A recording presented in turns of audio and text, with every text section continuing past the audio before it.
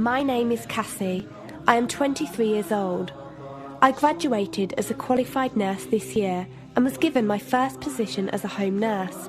My patient was an English gentleman in his early 80s who suffered from Alzheimer's.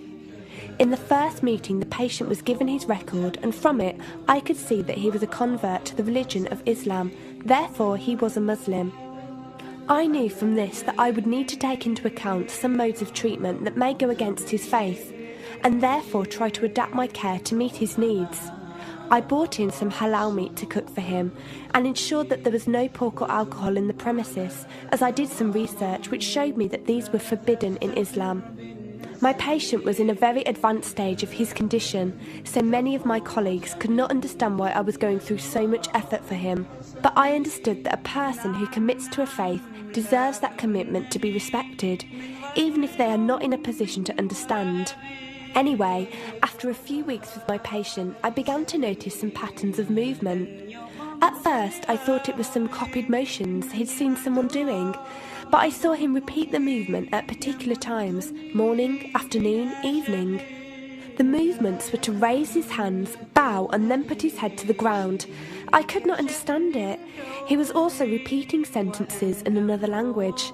I couldn't figure out what language it was, as his speech was slurred, but I know the same verses were repeated daily. Also, there was something strange. He didn't allow me to feed him with my left hand. Somehow I knew this linked to his religion, but didn't know how.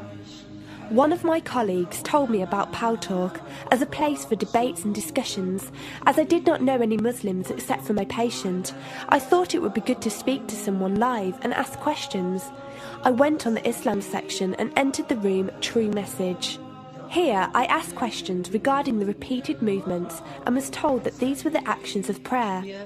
I did not really believe it until someone posted a link on the Islamic prayer on YouTube. I was shocked. A man who has lost all memory of his children, of his occupation, and could barely eat and drink, was able to remember not only actions of prayer, but verses that were in another language. This was nothing short of incredible, and I knew that this man was devout in his faith, which made me want to learn more in order to care for him the best I could. I came into the Pal Talk room as often as I could, and was given a link to read the translation of the Quran and listen to it. The chapter of the bee gave me chills, and I repeated it several times a day. I saved a recording of the Quran on my iPod and gave it to my patient to listen to. He was smiling and crying, and in reading the translation I could see why. I applied what I gained from Pal Talk to care for my patient, but gradually found myself coming to the room to find answers for myself. I never really took the time to look at my life. I never knew my father. My mother died when I was 3. Me and my brother were raised by our grandparents who died 4 years ago, so now it's just the two of us. But despite all this loss, I always thought I was happy, content. It was only after spending time with my patient that I felt like I was missing something. I was missing that sense of peace and tranquility my patient, even through suffering, felt. I wanted that sense of belonging and a part of something that he felt, even with no one around him. I was given a list of mosques in my area by a lady on Pal Talk and went down to visit one. I watched the prayer and could not hold back my tears. I felt drawn to the mosque every day, and the imam and his wife would give me books and tapes to welcome any questions I had. Every question I asked at the mosque and on Pal Talk was answered with such clarity and depth that could do nothing but accept them. I have never practiced a faith, but always believed that there was a God. I just did not know how to worship him. One evening I came onto Pal Talk, and one of the speakers on the mic addressed me. He asked me if I have any questions. I said no. He asked if I was happy with the answers I was given. I said yes. He then asked what was stopping me accepting Islam. I could not answer. I went to the mosque to watch the dawn prayer. The imam asked me the same question. I could not answer. I then went to tend to my patient. I was feeding him, and as I looked into his eyes, I just realised he was brought to me for a reason, and the only thing stopping me from accepting was fear. Not fear in the sense of something bad, but fear of accepting something good and thinking that I was not worthy like this man. That afternoon, I went to the mosque and asked the imam if I could say my declaration of faith, the Shahada. There is no God except Allah. Muhammad is Allah's messenger. He helped me through it and guided me through what I needed to do next. I cannot explain the feeling I felt when I said it.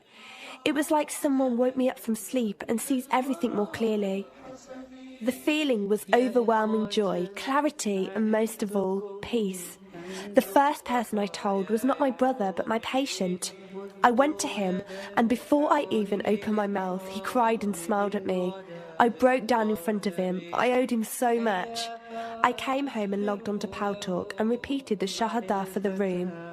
They all helped me so much, and even though I had never seen a single one of them, they felt closer to me than my own brother. I did eventually call my brother to tell him, and although he wasn't happy, he supported me and said he would be there. I couldn't ask for any more. After my first week as a Muslim, my patient passed away in his sleep while I was caring for him. Inna lillahi wa inna ilaihi raji'un. He died a peaceful death, and I was the only person with him. He was like the father I never had, and he was my doorway to Islam. From the day of my Shahada to this very day, and for every day for as long as I live, I will pray that Allah shows mercy on him and grant him every good deed I perform in the tenfold. I loved him for the sake of Allah, and I pray each night to become an atom's weight of the Muslim he was. Islam is a religion with an open door. It is there for those who want to enter it. Verily, Allah is the most merciful, most kind.